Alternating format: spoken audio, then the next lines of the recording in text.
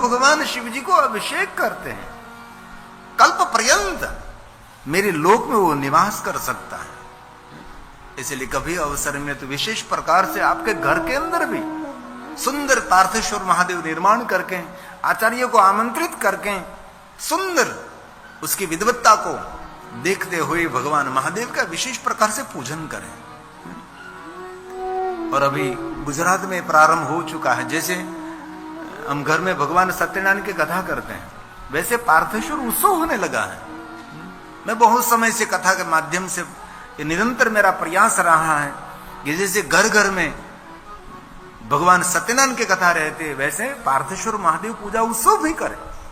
विशेष प्रकार से आपके बेटे का विवाह है, बेटी का विवाह है, अथवा कोई मंगल उत्सव है, तो उससे पहले पार्थेश्वर महादेव पूजा उत्सव करें और भगवान को प्रार्थना करें कि सब मंगल कार्य करने हम जा रहे हैं, तो पार्थेश्वर महादेव की पूजा करके भगवान हमारा मंगल करें। अरे ऐसे मैंने शिव भक्तों को देखा है, कोई बहुत बड़ी यात्रा करनी है, इससे पहले वो पार्थेश्वर महादेव पूजा उत्सव करते घर के अंदर।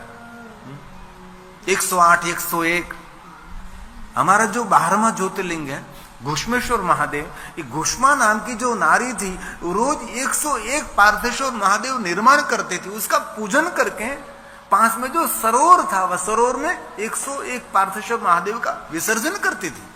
और हम सबको एक ज्योतिर्लिंग मिला जिनको कहते हैं हम घुष्मेश्वर महादेव। और ब्रह्मा जी ने दक्ष पुत्र अत्रि पुत्र चंद्र को कहा कि आपको क्षय रोग में से मुक्त होना है तो आप प्रभास तीर्थ में जाकर पार्थेश्वर महादेव का पूजन करें, जो दक्ष महाराज ने श्राप दिया था। श्राप में से मुक्त होने के लिए अत्रि और अनसुया का पुत्र चंद्र ने प्रभास तीर्थ में आकर मिट्टी में से शिवलिंग निर्माण करके पार्थेश्वर महादेव की पूजा की थी। और पार्थेश्वर महादेव की पूजा का प्रादुर्भाव हमारा प्रथम ज्योतिर्लिंग सोमनाथ महादेव है। इसलिए आपको कभी अवसर मिले तो आपके घर के अंदर भी विशेष प्रकार से पार्थेश्वर महादेव पूजा उत्सव करना चाहिए, आचार्यों को आमंत्रित करके, क्योंकि उनके पास पूजा परंपरा विधि विधान सब कुछ रहता है और विधिवत भगवान शिव की पूजा करा सकते हैं। हम स्वयं करते तो हम तो कैसे करते हैं, हमारी मति अनुसार करते हैं, इतनी पूजा परंपरा को पता नहीं होता, संकल्प करना भी नहीं आता, हमारी बुद्धि अनुसार हम भगवान की पूजा करते हैं। ऐसे हमारे मंदिरों में भी विशेष प्रकार से सोमवार हो पार्थेश्वर महादेव की पूजा, और विशेष प्रकार से त्रयोदशी हो पार्थेश्वर महादेव की पूजा करें। और आपके घर में कोई व्यवस्था सुविधा नहीं है तो मंदिरों में ही ऐसी व्यवस्था कि भाई इस दिन हम पार्थेश्वर महादेव की पूजा करना चाहते हैं, मेरा जन्मदिन है तो जन्मदिन के निमित्त हम पार्थेश्वर महादेव की पूजा करना चाहते हैं। और विशेष प्रकार से हम बहुत बड़ी लंबी यात्रा करने जा रहे हैं तो विशेष प्रकार से हम पार्थेश्वर महादेव की पूजा करना चाहते हैं, ऐसा कर सकते हैं। पार्थेश्वर महादेव की बड़ी पूजा की महिमा है, इसीलिए भगवान व्यास ने गाया है, दैत्य कैलासवासश्च आकल्पं मम सन्निधो पंचामृताभिषेकं च यः कुर्यात् द्रामणेन यः कुर्यात् श्रावणेन। पवित्र श्रावण मास में विशेष प्रकार से भगवान महादेव को अभिषेक करें। स पंचामृतम पंचामृतभोजिष्या संपन्नो गोधनेन च। जो कोई पंचामृत से पवित्र श्रावण मास में महादेव को अभिषेक करेगा उसको गौधन मिलेगा। ये युग था कि जिनके पास बहुत ज्यादा गाय थी वही धनवान था, गायों की एक महिमा थी। अब धीरे धीरे गायों की महिमा बढ़ रही है और कहा अत्यंत अत्यंतम मधुरालापं प्रियश्च त्रिपुर द्विषः। त्रिपुर का हरण करने वाले भगवान शिव, इसलिए भगवान महादेव का नाम है त्रिपुरारी। इसलिए जो आपको जीवन में कभी अवसर मिले तो जरूर करना चाहिए। केवलम भूमि पर सोने वाले कैलाश का निवास प्राप्त कर सकता है। पहले दिन भी कहा था पवित्र श्रावण मास में, आपसे कुछ भी न हो सके तो भूमि पर शयन करें, इस महीने में जितेंद्रिय रहे, इस महीने में ब्रह्मचर्य का पालन करे। इसमें विशेष प्रकार से भगवान ने कहा है केवल भूमि पर सोने वाला कैलाश में निवास प्राप्त कर सकता है और इस मास में एक भी दिन प्रातःकाल स्नान करे बिना नहीं बीतना चाहिए। प्रातःकाल इस महीने में मैंने कल भी कहा था कि सूर्य उदय हो इससे पहले स्नान करने से गंगा स्नान का फल मिलेगा। इसलिए पवित्र श्रावण मास में बहुत सारे शिव भक्त जल्दी उठकर गांव के पास कहीं नदी है वहां स्नान करने के लिए जाते हैं। जैसे पुरुषोत्तम महीनो नाई एवी रीते पवित्र श्रावण मास નો પણ મહિમા છે। વહેલા ઉઠીને સૂર્ય ઉદય પામે એ પહેલા સ્નાન કરી લે છે અને ભગવાન શિવનું પૂજન કરે છે તો એક વર્ષ સ્નાન करने का फल मिलता है। इस पवित्र श्रावण मास में जिन्होंने सूर्य उदय हो इससे पहले जिन्होंने स्नान कर लिया उसमें एक वर्ष तक तीर्थ में स्नान का उनको फल मिलता है। इसलिए बाकी तो 8 बजे, 8:30 बजे, 9 बजे, 10 बजे स्नान करिए, लेकिन एक महीना तक ये नियम करिए कि सुबह में जल्दी मैं स्नान कर लूंगा। केवलम भूमिशायी तू, केवलं भूमिशायितुं कैलासेवा समाप्नुयात् प्रातः स्नानान्न भूमासि अब्दं तत्फलं भामतः। इसीलिए इस महीने में विशेष प्रकार से जितना हो सके इतना करना चाहिए। इस मास में जितेंद्रिय होकर मनुष्य को इंद्रियों को संयम में रखकर विशेष प्रकार से भगवान महादेव का पूजन करना चाहिए। इस महीने में स्फटिक शिवलिंग का पूजन करें, पाषाण शिवलिंग का पूजन करें, मृतिका शिवलिंग का पूजन करें और मरकत मणि शिवलिंग का पूजन करें, पीठी शिवलिंग का पूजन करें, धातु शिवलिंग का पूजन करें, चंदन के शिवलिंग का पूजन करें, नवनीत मक्खन में से बने हुए शिवलिंगों की पूजा करें और स्वयंभू भगवान महादेव का पूजन करें, ज्योतिर्लिंग का भगवान महादेव का पूजन करें और स्थापित शिवलिंग की पूजा करें। कोई भी शिवलिंग की पूजा पूरी श्रृंखला, पूरी नामावली इस ग्रंथ में कही है कि अलग अलग भगवान महादेव के शिवलिंगों की पूजा की महिमा है। किसी तीर्थ में जाकर सूर्य ग्रहण या चंद्र ग्रहण के अवसर पर 1 लाख जप जो करने से पुण्य मिलता है वो पुण्य इस पवित्र श्रावण मास में अपने घर में रहकर मंत्र जाप और जाप करने के पुण्य मिलता है। इसीलिए विशेष प्रकार से इस पवित्र श्रावण मास में जितना हो सके इतना भजन पूजन अर्चन करना चाहिए। इस महीने में थोड़ा सा भी सत्कर्म बहुत बड़ा पुण्य दे सकता है। थोड़ा भी आपने कुछ सत्कर्म किया, सत्कार्य किया, थोड़ी सी पूजा की, अनंत फल देने वाला ये पवित्र श्रावण मास है। इसलिए हम सभी भाग्यवान हैं कि इस पवित्र श्रावण मास में विशेष प्रकार से हम भगवान शिव जी के सानिध्य में भगवान महादेव की कथा का श्रवण करते हैं। इसलिए जो कोई मनुष्य भगवान महादेव की कथा सुनते शिवलोकम व्रजेन्नरः, वो मनुष्य भगवान महादेव के लोक का अधिकारी है। तो इस पवित्र श्रावण मास में हम सब साथ में मिलकर मैं थोड़ा रोज पवित्र श्रावण मास के बारे में आपको बताने का प्रयास करता हूं, जो पुराण अंतर्गत और जो भगवान महर्षि वेदव्यास जी ने कहा है। इस महीने में कुछ भी न हो सके तो सिर्फ मौन रहिए। 24 घंटे मौन न रह सके तो दिन में मौन रहो, दिन में मौन न रह सके तो रात में मौन रहो, ये भी न हो सके तो सुबह में मौन रहो, शाम के समय मौन रहो, ये भी नहीं हो सके तो भोजन के समय मौन रहो, ये भी न हो सके तो कथा में 3 घंटे मौन रहो। लेकिन इस महीने में मौन की बड़ी महिमा है। कल भी कहा था कि जो इस महीने में मौन रहता है वो श्रेष्ठ वक्ता बन सकता है। तो भगवान शिव जी ने मौन की महिमा बहुत कही है। शिव महापुराण ग्रंथ में भगवान स्वयं शिव जी ने पार्वती के सन्मुख बहुत सारी व्रतों की श्रृंखला कही। पार्वती ये व्रत करने से फल मिलता है, ये व्रत करने से ये मनोकामना पूर्ण होगी, इतने व्रतों की महिमा गाई। बाद में पार्वती ने बहुत जिज्ञासा युक्त किया कि भगवान इस सभी व्रतों में आपको प्रिय व्रत क्या है? तो भगवान शंकर जी ने ये कहा कि पार्वती आप मौन रहो, मुझे बहुत प्रिय है। मौन व्रत भगवान शंकर जी को अति प्रिय है।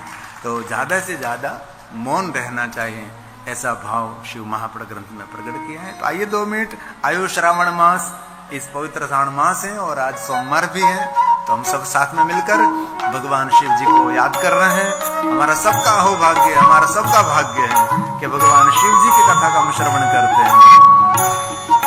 ताली महादेव ने वाले।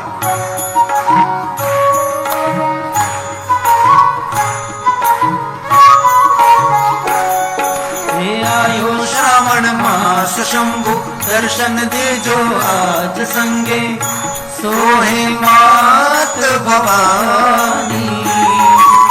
हाथ त्रिशूलधारी है नंदी पर सवारी, है भंडारी। बोलिए साथ में। हे आयो श्रावण मास शंभु दर्शन दे जो आज संगे, सोहे मात भवानी।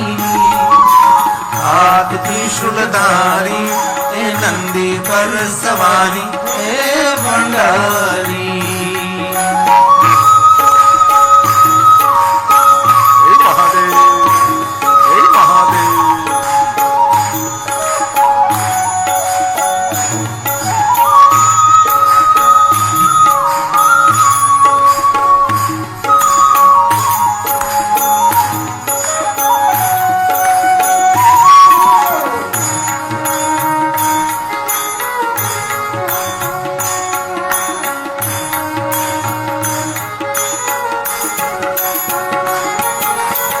श्रावण मास का शुभ सोमवार है, भक्तों के मन में शिव तेरी आश है। ऐ महादेव, ऐ महादेव, ऐ महादेव। श्रावण मास का शुभ सोमवार है, भक्तों के मन में शिव तेरी आश है। भक्तों आए तेरे द्वार, शिव जी कर दो बेड़ा पार। भक्तों आए तेरे द्वार, शिव जी कर दो बेड़ा पार। त्रिपुरारी हाथ त्रिशूलधारी है नंदी पर सवारी, है भंडारी। हे आयो श्रावण मास शंभु दर्शन दे जो आज संगे, सोहे मात भवानी। हाथ त्रिशूलधारी है नंदी पर सवारी, है भंडारी। हे महादेव।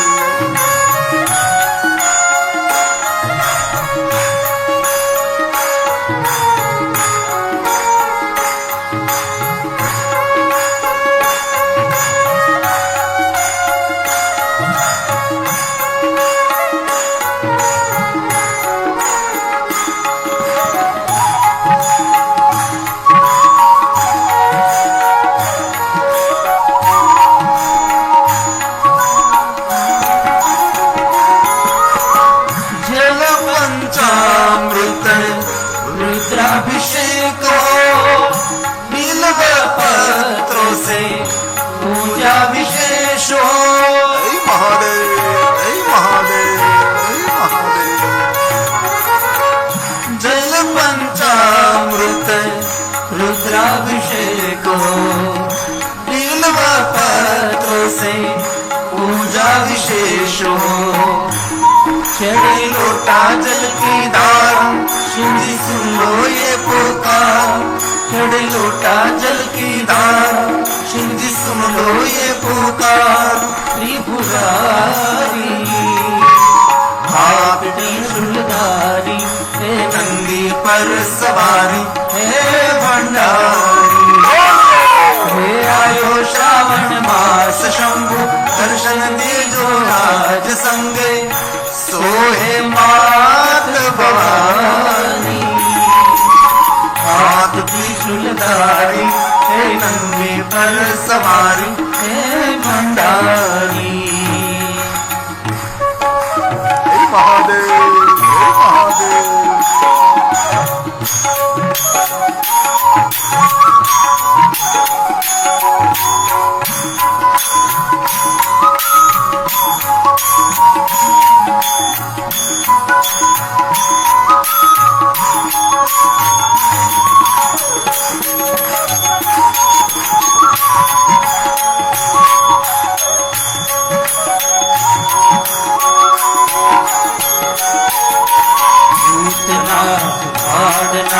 भैरवनाथ शंभो, कामनाथ गंगनाथ नागनाथ शंभो भूतनाथ, बाणनाथ, भैरव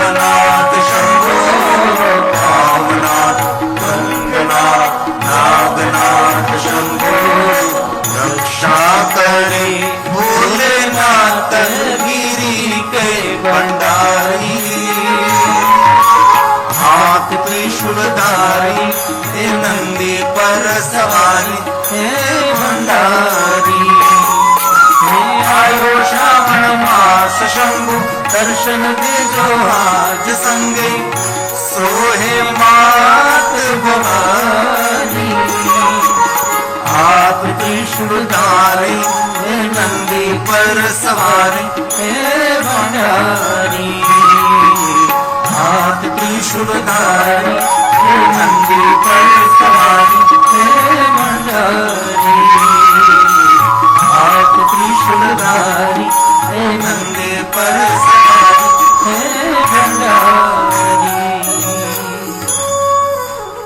धर्म क्षेत्रे महाक्षेत्रे गंगा कालिंदी संगमे प्रयागे परम पूर्णे ब्रह्मलोकस्य वर्तमने। ब्रह्मलोक के मार्ग स्वरूप प्रयाग तीर्थ में सूत पुराण जी भगवान महादेव की कथा का गायन करते हैं। स्वयं ब्रह्मा जी ब्रह्मलोक में नारद जी को भगवान महादेव की कथा कहते हैं। हे नारद जी, आपके भाग्य की मैं कैसे सराहना कर सकता हूं, आप भगवान महादेव की कथा का श्रवण करते हैं। हे नारद, जो भगवान महादेव की कथा सुनते हो साक्षात रुद्र स्वरूप है, वो दर्शनीय है।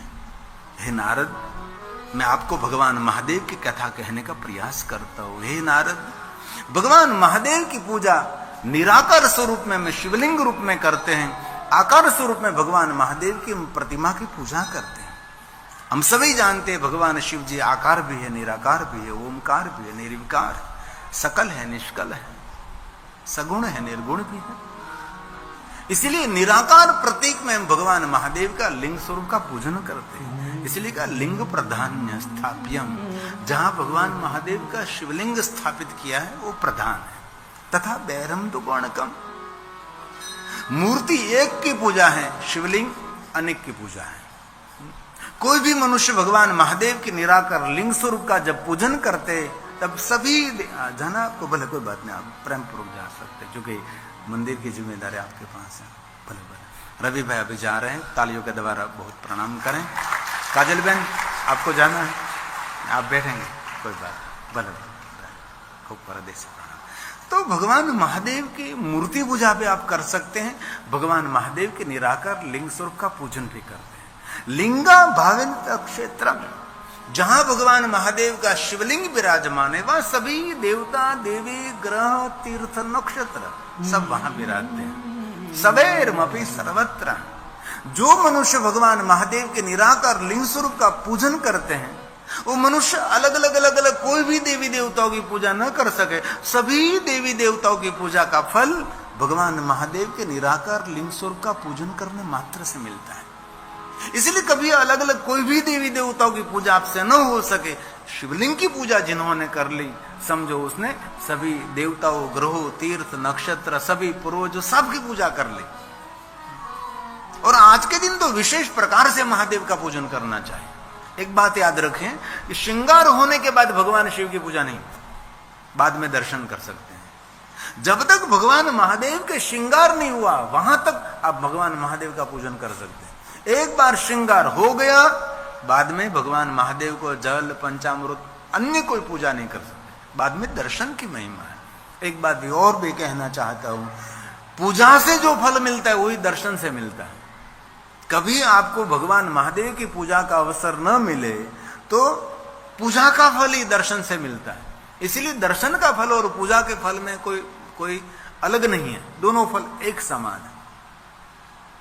और कुछ भी न हो सके तो भगवान महादेव के 12 ज्योतिर्लिंग को अवश्य याद करें। रोज आपकी विशेष महादेव का पूजन न हो सके, महादेव का दर्शन न हो सके, अर्चन न हो सके, तो सुबह में आंख खोले 12 ज्योतिर्लिंग को याद कर लीजिए। और हम लोग सनातनी परंपरा में है तो 12 ज्योतिर्लिंग तो हम सबको कंठस्थ हैं। और आज के दिन मैंने कल भी कहा तो सोमवार के दिन श्वेत वस्त्र धारण करना चाहिए, सोमवार के दिन श्वेत नैवेद्य भगवान को अर्पण करना चाहिए, सोमवार के दिन श्वेत पुष्पों से महादेव का पूजन करना चाहिए। आज के दिन की श्वेत की महिमा है। आज के दिन भगवान को नैवेद्य अर्पण कर दो भी श्वेत नैवेद्य, और भगवान शिव जी को चंदन चढ़ावे तो अपने श्वेत चंदन, भगवान शिव जी को पुष्प चढ़ाए तो श्वेत पुष्प, नैवेद्य भी श्वेत। जो भक्त पूजा कर उसको भी श्वेत वस्त्र पहनना चाहिए। इसलिए सोमवार के दिन श्वेत वस्त्रों की बड़ी महिमा है। इसलिए बहुत सारे भाई बहन पहनकर आए और बहुत सारे पास नहीं हो गए। मैंने कहा तो एक जोड़ी खरीद लीजिए, लेकिन नहीं खरीदा आपने, मिलता नहीं होगा यहाँ पता नहीं, लेकिन मैं गौरव करता हूँ और आनंद व्यक्त करता हूँ, प्रसन्नता भी व्यक्त करता हूँ। हमारे शिरूपा बहन ने आज पूर्ण श्वेत वस्त्र पहन कर आए, आपने याद रखा, बहुत बड़ी बात है, बहुत धन्यवाद। श्वेत वस्त्र पहनना चाहिए सोमवार के दिन विशेष प्रकार से। ऐसा नहीं पवित्र श्रावण मास का सोमवार, कोई भी सोमवार पड़ता हो, सोमवार के दिन विशेष प्रकार से श्वेत वस्त्र धारण करें। और आज ये श्वेत पुष्प भी भगवान महादेव को, धतूरा का श्वेत पुष्पों की पूजा भी भगवान महादेव को आज विशेष प्रकार से करनी चाहिए। बहुत सारे श्वेत पुष्प, कनेर के भी श्वेत पुष्प आते हैं, चमेली के भी श्वेत पुष्प आते हैं। बहुत अलग अलग श्वेत पुष्पों से भगवान शिव जी का श्रृंगार करने की भी महिमा है। इसलिए कुछ न हो सके तो 12 ज्योतिर्लिंग आपको कंठस्थ हैं। ऐसा नहीं कि अब स्नान करने के बाद बोले, कोई भी अवस्था में भगवान का नाम लेने में क्या बात है? बिस्तर में आंख खोल के 12 ज्योतिर्लिंग को याद करें, भगवान के दर्शन के समय 12 ज्योतिर्लिंग को याद करें। और आप सभी को कंठस्थ हैं, और आज सोमवार भी है, हम सब साथ में 12 ज्योतिर्लिंग को याद करेंगे, और आप सबके मुख में से 12 ज्योतिर्लिंग के नाम सुंदर गूंजेंगे और पूरा हॉल गूंजना चाहिए। तो आशा रखता हूं आप सभी को कंठस्थ है, तो साथ में गाने का प्रयास करें भाव से और आदर के साथ। आइए, पहला ज्योतिर्लिंग तो हमारे सौराष्ट्र में है, सोमनाथ महादेव भी रहते हैं, तो सौराष्ट्र से प्रारंभ करें भाव से और आदर के साथ। सौराष्ट्रे सोमनाथम च। साथ में गाए, जो नो आवड़तो तो ओठ फफड़ावजो, જેકે મને તો સંતોષ થાય કે આને 12 જ્યોતિર્લિંગના નામ કંઠસ્થ છે, કારણ કે આપણે ગુજરાતી કઈ પકડ્યા પકડાઈ નહીં આપણે। અને જો 12 જ્યોતિર્લિંગ કંઠસ્થ ન હોય તો આજે સોમવાર દિવસ સંકલ્પ કરજો કે હું 12 જ્યોતિર્લિંગના નામ કંઠસ્થ કરીશ। બહુ સરળ છે કે કઠિન? આજકાલ તો યુટ્યુબ પર કેટલો ખજાનો છે, કાંઈ પણ તમારા મુખપાઠ કંઠસ્થ કરવું, સાંભળ્યા કરો, બોલ્યા કરો, आप कंठस्थ थी जाए, है ना। इसलिए साथ में भाव से और आदर के साथ सौराष्ट्र से। सौराष्ट्रे सोमनाथम च श्रीशैले मल्लिकार्जुनम उज्जयिन्या महाकालम ओंकारम ममलेश्वरम परल्यां वैद्यनाथं च डाकिन्या भीमशंकरम् सेतु वंदे तु रामेशं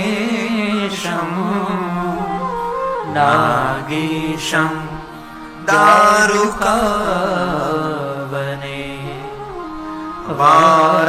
वाराणस्यां तु विश्वेशं त्र्यम्बकं गौतमी तटे हिमालये तु केदारं घोषणेशं च शिवालये एतानि ज्योतिर्लिङ्गानि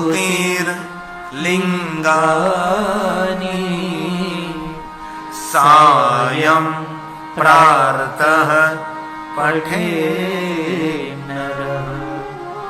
सप्त जन्म कृतं पापं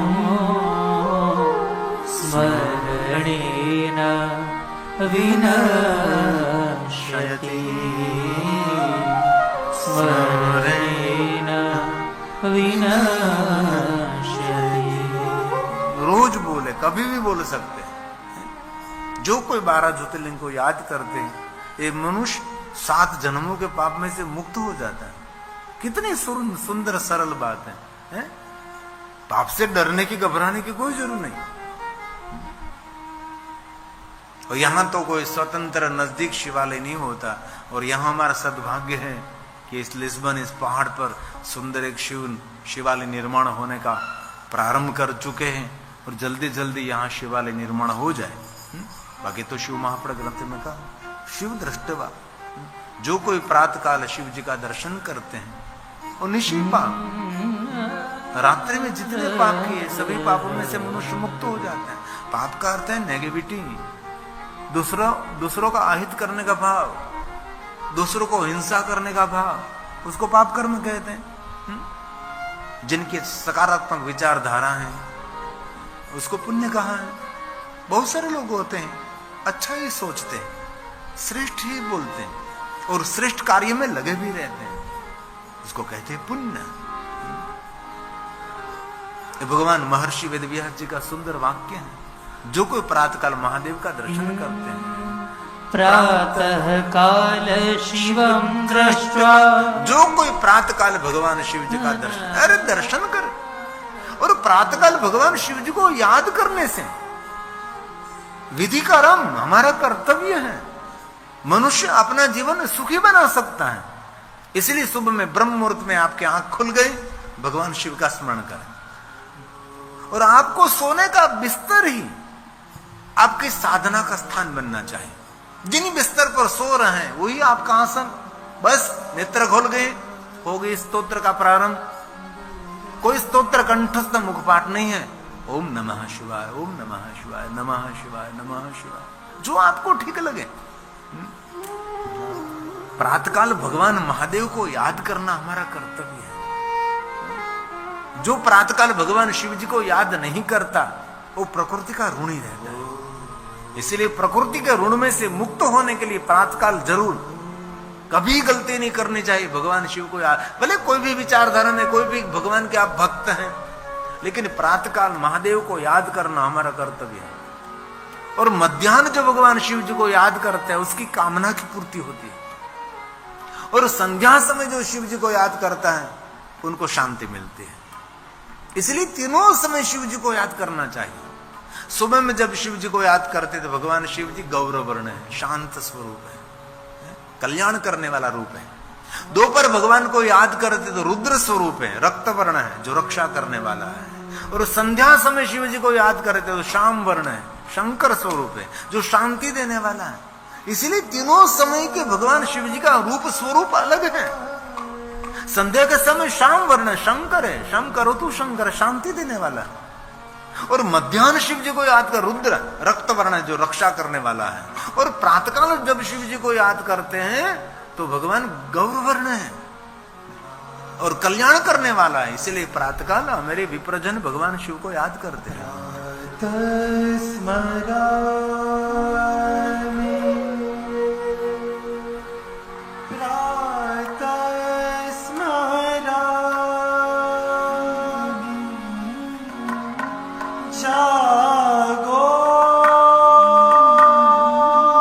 सुबह में नेत्र खोल गया और भगवान को याद करने लगे, ओम नमः शिवाय, ओम नमः शिवाय, ओम नमः शिवाय, ओम नमः शिवाय, ओम तत्पुरुषाय विद्महे महादेवाय धीमहि तन्नो रुद्रः प्रचोदयात्। महादेव महादेव महादेव महादेव महादेव महादेव, शिव शिव शिव शिव, जो आपको ठीक लगे।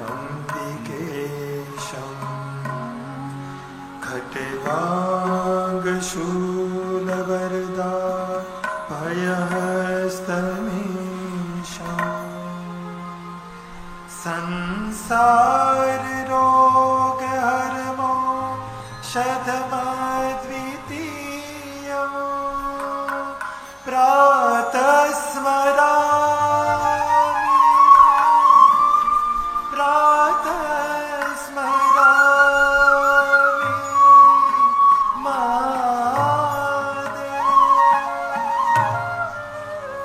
इसलिए तीनों समय भगवान को याद करना चाहिए। तीनों समय नहीं, हर पल, एक पल भी भगवान शिव जी को भूलना नहीं चाहिए। ये जीवन की वास्तविकता है। इसलिए कहा जो कोई प्रातःकाल महादेव का दर्शन करते हैं उसके लिए कहा निशि मतलब रात्रि। प्रातः काल शिवं दृष्ट्वा निशि पाप विनश्यति आजन्म कृतम मध्याह्ने। पूरे जन्म के पाप में से मुक्त कर देता है जब मध्याह्न भगवान शिव जी का दर्शन करते हैं। और शयनी शतानि च। संध्या समय जब शिव का दर्शन करते हैं मनुष्य 7 जन्मों के कुकर्मों से पापों से मुक्त हो जाते हैं। और जो कोई प्रातः काल मध्याह्न संध्या भगवान शिव का दर्शन करते हैं उनके पुण्य की महिमा कौन गा सकता है। मेरू पर्वत समान कोई स्वर्ण का दान करे, जो पुण्य मिले वो पुण्य 3 समय शिव के दर्शन से। कितनी महिमा है। यहाँ विदेश में तो व्यवस्था सुविधा हो सके न हो सके, ये हमारे गुजरात के छोटे छोटे गांवों में सभी ऐसे बहुत सारे शिव भक्त हैं। और कोई बात नहीं, शिवालय नहीं, शिव स्थान। आपके घर में तो महादेव विराजते हैं, लिंग स्वरूप में विराजते हैं, उसको चलित शिवलिंग कहते हैं। उसका दर्शन करो, सुबह में दर्शन करो, मध्याह्न करो, संध्या समय। और एक बात याद रखिए, रोज एक नियम बनाइए, घर से बाहर निकल रहे हैं भगवान को मिलकर जाए, भगवान का दर्शन करके जाए। और बाहर से आ गए तब हाजिरी लगा लीजिए, भगवान में आ गया हूं। और घर में जो दादा दादी हैं तो बाहर जाने से पहले दादा दादी को मिल लीजिए। और माता पिता घर में है तो माता पिता को मिलकर जाएंगे, बापूजी माताजी मैं जा रहा हूं। और फिर आने के बाद उसको मिले, मैं आ गया हूं। और घर में जो भगवान का देवस्थान है तो भगवान का दर्शन करके, मेरा तो जहां निवास स्थान है मेरा नियम रहता है, मैं रोज घर से बाहर निकलता तो मेरे जो मंदिर है भगवान कृष्ण जी के, गणपति सब विराजते हैं। शिव बाबा का मंदिर पूरा कमरा ही मंदिर है। भगवान को झूले झूलाने की व्यवस्था अलग है, भगवान को पोढ़ाने की व्यवस्था अलग है, उसका ठाठ माठ अलग है। तो मैं बाहर जाता हूँ तो पहले भगवान की घंटी बजाता हूँ, भगवान को दर्शन करता हूँ, बाहर जाता हूँ, वापस आता हूँ, फिर मंदिर में जाकर भगवान की घंटी बजाता हूँ। यहाँ भी कथा करने के लिए आता हूँ तो पहले भगवान की घंटी बजाकर दर्शन करके मैं यहाँ से कथा में आता हूँ, और कथा पूर्ण करके फिर मेरे निवास स्थान पर मैं जाता हूँ तो घंटी बजाता हूँ, भगवान को याद कर प्रणाम करता हूँ, मैं कथा करके आ गया। भगवान हमारे जीवन का 24 घंटे साक्षी होना चाहिए। इसलिए कि तीनों समय जो शिव जी का दर्शन करते हैं उसके लिए मेरु कांचन दत्तानाम गवाकोटि शतानि च पंचकोटि तुरंग गणा तत्फलं शिवदर्शनम् तत्फलं शिवदर्शनम्। और भारत देश के अंदर तो कितने भगवान महादेव के स्थान है। गौरव करते हम कि भारत का एक छोटा सा गांव भी ऐसा नहीं जहां शिव जी नहीं है। गांव गांव में शंकर जी हैं, नगर नगर में शंकर जी विराजमान, महादेव जी विराजते हैं। कोई नदी का तट ऐसा नहीं जहां शिव जी नहीं है, कोई तीर्थ हमारा ऐसा नहीं जहां शिव जी नहीं है। और ज्योतिर्लिंग 12 नहीं, 100 करोड़ ज्योतिर्लिंगों की महिमा, अनंत कोटि लिंगों की महिमा है। इतने भगवान के शिवलिंग भारत देश के अंदर हैं, संख्या न विद्यते, किसी ने संख्या की गिनती नहीं की। इतने भगवान महादेव के शिवलिंग घर में है। और प्रश्न रहता है कि घर में एक शिवलिंग रखते हैं, 2 रख सकते, 3 रख सकते हैं। आपके मंदिर में जितना स्थान हो, ऐसा कोई उल्लेख नहीं, 1 से ज्यादा रख सकते हैं आप। और पार्थेश्वर महादेव के साइज कितनी रखनी चाहिए? वैसे तो अंगुष्ठ के नाप का होना चाहिए, लेकिन छोटा शिवलिंग उसको मणिलिंग कहा है। और जितने शिवलिंग उतनी पीठ ही बनानी पड़ती है। तो जितने शिवलिंग बने इतनी पीठ नहीं बना सकते, तो एक शिवलिंग और एक पीठ बना लीजिए, पास में छोटे छोटे शिवलिंग निर्माण करके वहां रख दीजिए, उसको कहते हैं मणिलिंग। वैसे ही भगवान महादेव के पार्थेश्वर यंत्र पूजा भी रहते हैं। जैसे हमारे यहाँ शिव मंदिर में पार्थेश्वर महादेव स्वस्तिक पूजा है ना, स्वस्तिक बनाया है सुंदर, गुजराती में साथियों के स्वस्तिक, स्वस्तिक पार्थेश्वर महादेव पूजा। ऐसे अलग अलग पार्थेश्वर महादेव का यंत्र पूजा बहुत सारे विद्वान ब्राह्मण करते हैं। इसलिए मिट्टी में से शिवलिंग निर्माण करके उसका पूजन करना बहुत बड़ा महात्मा है। तो जितना हो सके इतना पवित्र श्रावण मास में भगवान महादेव की पूजा अर्चना, कुछ भी ना हो सके हलता चलता बैठता उठता खाता पीता उगता जागता ओम नमः शिवाय ओम नमः शिवाय नमः शिवाय नमः शिवाय मंत्र जाप करें। बस इस महीने में जो कुछ थोड़ा सा करते तो अधिक फल मिलता है। और आपके घर में छोटा सा मंदिर है तो इस पवित्र श्रावण मास में इस मंदिर को विशेष प्रकार से शोभित करें, इस मंदिर में विशेष प्रकार से श्रृंगार करें। जैसे पुष्टि मार्ग के अंदर रोज उत्सव रहता है, भगवान का रोज उत्सव, रोज भोग, निरंतर नृत्य संगीत भगवान को आनंद कराते हैं। वैसे शिव भक्तों के लिए भी घर में रोज शिव पूजा का उत्सव करना चाहिए। वैसे अलग अलग भगवान महादेव की पूजा की महिमा शिव महाप्रा ग्रंथ में अनंत महिमा है। इसीलिए जन्म जन्मांतर के पाप में से मुक्त होना है तो शिव का पूजन अवश्य करना चाहिए। और एक बात मैं और भी कहना चाहता हूं कि कर्मों के बंधन में से कोई मुक्त नहीं कर सकता, लेकिन शिव जी आपके कर्मों के बंधन में से भी मुक्त कर देता है। सभी बंधनों से मुक्त शिव कर देते हैं। और जन्म जन्मांतर के पाप को हम कहते हैं संचित पाप, यानी बहुत सारे जन्मों का पाप पड़ा है, उनमें से मुक्त होना है तो कैसे हो सके? तो कि भगवान महादेव की पूजा से, भगवान महादेव के निराकार शिवलिंग की पूजा अर्चन से। लिंगाष्टक की एक पंक्ति है, इनमें भी ये उल्लेख किया है, संचित पाप विनाशन लिंग। जन्म जन्मांतर के पापों में से भगवान शिव जी मुक्त कर देते हैं। और कभी अवसर मिले तो महादेव के सन्मुख लिंगाष्टक का पाठ भी करना चाहिए। और पवित्र श्रावण मास में तो रोज करना चाहिए। और कभी भी शिव जी के दर्शन कर रहे हैं, लिंगाष्टक क्या है? सभी शिवलिंगों की वंदना, उसको लिंगाष्टक का है ना। 8 पंक्तियों के द्वारा भगवान शिव जी की जो महिमा गा रहे हैं उसको कहते हैं लिंगाष्टक। और मैंने बहुत बार कथा में कहा है, कभी आपको कोई पूछे कि प्रथम बार ये निराकार लिंग शिवलिंग का पूजन किसने किया, तो उसको लिंगाष्टक की पहली पंक्ति सुना दीजिए। कोई तो पूछने वाला होगा कि आप शिवलिंग की पूजा करते हैं तो प्रथम बार ये शिवलिंग की पूजा किसने की? तो लिंगाष्टक में कहा कि प्रथम बार पूजा करने वाले और कोई नहीं है, ब्रह्मा और विष्णु है। और उसका जवाब है लिंगाष्टक की प्रथम पंक्ति, ब्रह्मा मुरारी सुराचित लिंगम निर्मल वासित शोभित लिंगम जन्मज दुख विनाशन लिंगम तत्प्रणमामि सदा शिवलिंगम तत्प्रणमामि सदा शिवलिंगम। ब्रह्मा ने एक बात वो भी कह दी कि जन्म जन्मांतर के पाप से और दुष्कर्मों से भगवान शिव मुक्त करते हैं। लेकिन ये भी कह दिया कि कलयुग के अंदर कर्मों की प्रधानता रहेगी।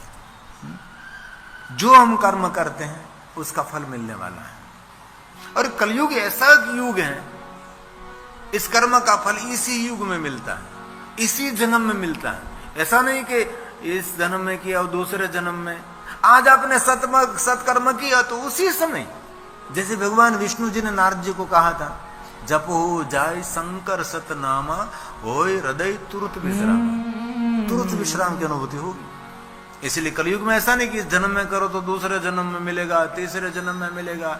कलयुग तो इतना फास्ट युग है। हम जैसे ऑनलाइन काम करते हैं, कलयुग भी ऑनलाइन काम करता है, सीधा सीधा फल दे देते हैं। अभी आपने सत्कर्म किया तो उसी समय उसकी अनुभूति होने लगती है। इसलिए कलयुग के अंदर कर्मों की प्रधानता रहती है। और ये भगवान व्यास ने गाया, एवं कृत्वा एवं ज्ञात्वा एवं ज्ञात्वा नरः कुर्वन्। इसलिए हर मनुष्य को याद रखना चाहिए, जो कुछ कर रहे हैं उसका फल इसी समय मिल जाएगा। ऐसा नहीं कहा कि आज सत्कर्म करे और दूसरे जन्म में मिलेगा, ऐसा नहीं, इसी जन्म में। ये कलयुग का एक विशेष प्रभाव है। आज आपने कुकर्म किया तो उसी समय दिखाई देता है कि जो फल मिल गया। अभी आपने सत्कर्म किया तो शाम से पहले आपको पता लग जाएगा कि वो फल मिल रहा है। इसलिए भगवान का वचन है, एक कलयुग के अंदर, सतयुग द्वापर त्रेता में जो कुछ होता है, लेकिन कलयुग का प्रभाव अलग रहता है। इसलिए भगवान व्यास ने कहा है कि जो कुछ कर रहे हैं अभी फल मिलने वाला है। गुड़ खाया इसी समय मधुर लगा, गुड़ आज खाया वो कल मधुर लगेगा, ऐसा नहीं होता। इसीलिए कलयुग है। एवं ज्ञात्वा नरः कुर्वन् यथोक्त फलभाग् भवेत्। जो कर रहे इसका ही फल अभी मिलने वाला है। क्यों मिलने वाला है? कलो युगे विशेषेण फल सिद्धिस्तु कर्मणा फल सिद्धिस्तु कर्मणा। जो कुछ कर्म कर रहे हैं उसका फल इसी समय मिलने वाला है। और रामचरितमानस तुलसी ने भी कहा, कर्म वरदान विश्व रचि राखा। भगवान ने जगत की रचना की, लेकिन जगत में कोई किसी को सुख नहीं दे सकता, कोई किसी को दुख नहीं दे सकता। जो जीवन में मिल रहा है वो अपने कर्मों का फल मिल रहा है। इसलिए कभी जीवन में दुख हो रहा है तो दूसरों को ऐसा नहीं कि उसके कारण मैं दुखी हो रहा हूं, ये दुख का कारण हमारा कर्म है। सुख मिल रहा है तो अभी सत्कर्मों का फल है। इसलिए कलयुग के अंदर कर्मों की प्रधानता है।